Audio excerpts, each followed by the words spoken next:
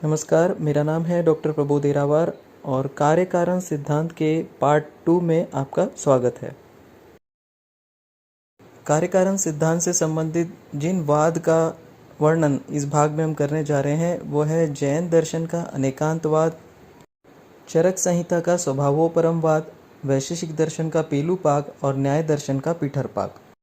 अन्य सभी वाद हम कार्य कारण सिद्धांत के पहले भाग में देख चुके हैं।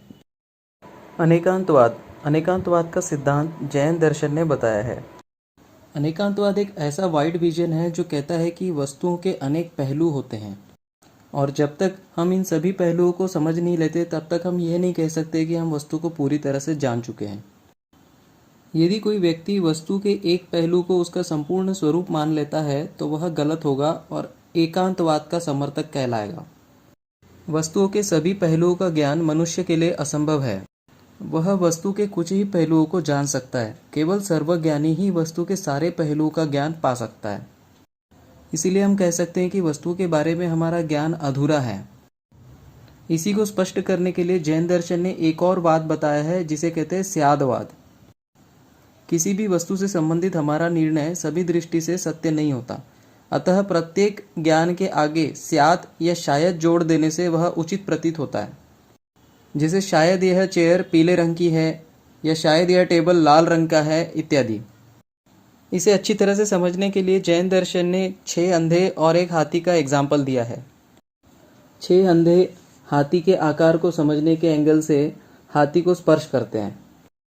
जो अंधा हाथी के शरीर के जिस भाग को स्पर्श करता है वह उसी भाग को पूरा हाथी समझ लेता है। जो अंधा हाथी के सूंड को पकड़ता है वह हाथी को सांप की तरह समझता है। जो कान को छूता है वह हाथी को कपड़े के पंखे की तरह समझता है। जो दांत को छूता है वह हाथी को भाले की तरह समझता है और जो पैर को पकड़ता है वह उसे वृक्ष की तरह समझता है। जो पेट को छूता है वह हाथी को दीवार की तरह समझता है और जो पूंछ को छूता है वह हाथी को रस्सी की तरह समझता है।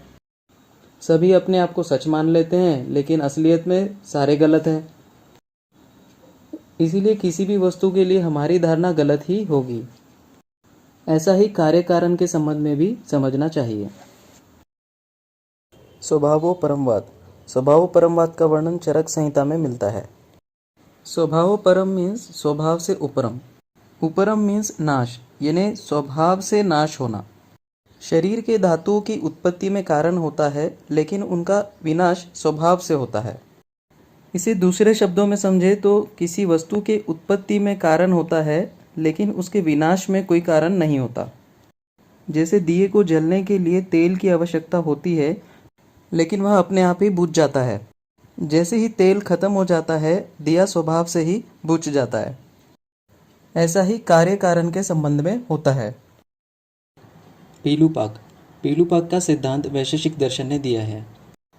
पीठरपाक की तरह पेलूपाक भी पाक से होने वाले परिवर्तन को एक्सप्लेन करता है। जब भी हम मिट्टी के कच्चे घड़े को अग्नि पर पाक करते हैं तो उसका रंग बदल जाता है और घड़ा पक्का हो जाता है। अब ये बदलाव कैसे हुआ इसको समझाने के लिए पीलूपाक और पीठरपाक ये 2 वाद बताए गए हैं। पीलूपाक इस बदलाव को एटॉमिक लेवल पर मानता है तो पीठरपाक इसे ग्रॉस लेवल पर मानता है। तो सबसे पहले पीलूपाक के अनुसार इस बदलाव का सीक्वेंस समझने की कोशिश करते हैं। सबसे पहले घड़े के साथ अग्नि का संयोग होता है, फिर घड़े के परमाणु अलग होते हैं अर्थात घड़ा नष्ट हो जाता है। फिर अग्नि के साथ परमाणुओं का संयोग होता है और परमाणु के गुणों में परिवर्तन आता है और लास्टली परमाणुओं का संयोग होकर पका हुआ घड़ा बन जाता है। अर्थात यहाँ 3 चीजें हो रही है, विघटन, परिवर्तन एवं संघटन। पीठरपाक का सिद्धांत न्याय दर्शन ने दिया है। इसके अनुसार जब कच्चे घड़े का अग्नि के साथ संयोग होता है तो संपूर्ण घड़े में परिवर्तन होता है। पीठरपाक परमाणु में परिवर्तन को नहीं मानता, इसीलिए इसे पिंडपाक भी कहा जाता है। इस विषय को और विस्तार से समझने के लिए आप मेरी पुस्तक सचित्र पदार्थ विज्ञान पढ़ सकते हैं।